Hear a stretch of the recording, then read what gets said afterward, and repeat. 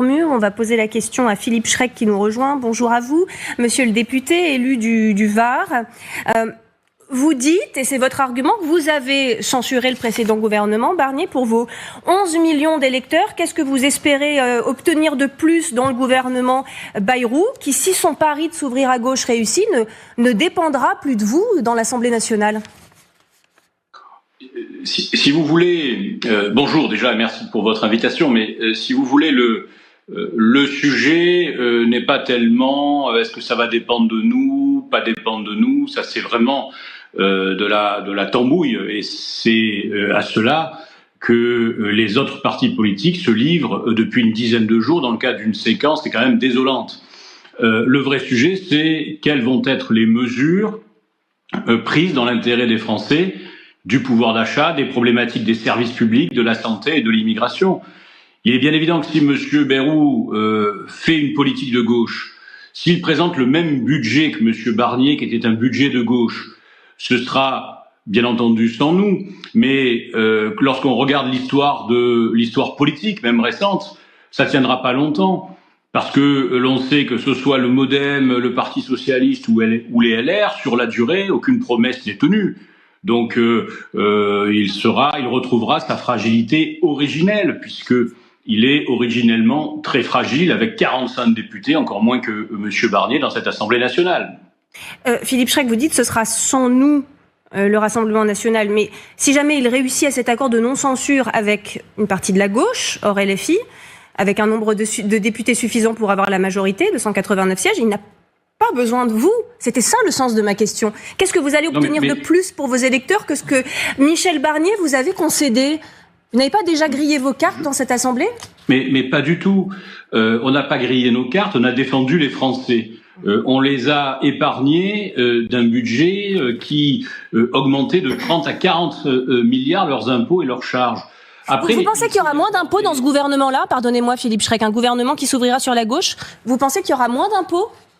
Ah ben non, mais je ne sais pas, nous allons voir, nous allons rediscuter de la loi de finances. Ce que je suis en train de vous dire, c'est que les accords politiques de non-censure contre non-49.3, contre non-dissolution, c'est-à-dire des accords consistant à neutraliser la Constitution de la Ve République, tous ces accords ne tiendront pas dans la durée parce qu'ils sont faits par des gens qui se détestent, par des gens qui travaillent uniquement, encore une fois, à la tambouille, à la bidouille, et pas aux Français.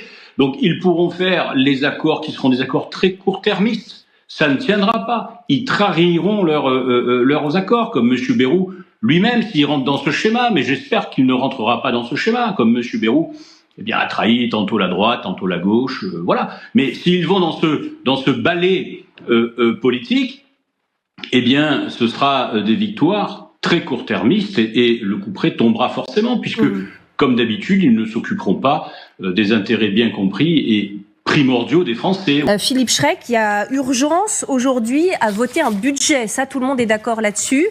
Est-ce qu'en fonction de cette urgence-là, vos voix pourraient tout de même, malgré tout, cette fois-ci, aller à un projet de budget présenté par François Bayrou ?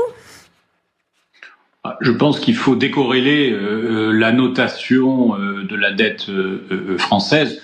Cette agence, finalement, a rejoint la tendance des deux autres agences et elle se fixe sur des constantes qui n'ont rien à voir, finalement, avec le microcosme politique français.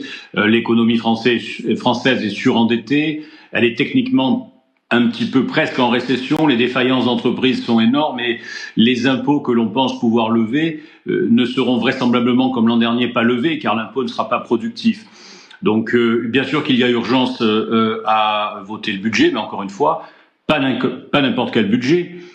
Pas ce budget Barnier qui était un budget terrible pour les entreprises, les petites entreprises, pour la transmission, pour le pouvoir d'achat des Français. Moi, j'écoutais vos analyses, mais je m'aperçois que on met au centre de la vie politique les LR et le Parti Socialiste, qui sont des formations, si respectables qu'elles soient, qui ont fait 4% et 2% au présidentiel, qui ne représentent que eux-mêmes et qui ne parlent que de tambouille, d'arrangement, de calendrier, de désistement mutuel et jamais des Français. Donc je pense que M. Bayrou, sa première priorité va être de remettre le cœur sur l'ouvrage au niveau du budget, il est bien évident que les mêmes causes produiront les mêmes effets.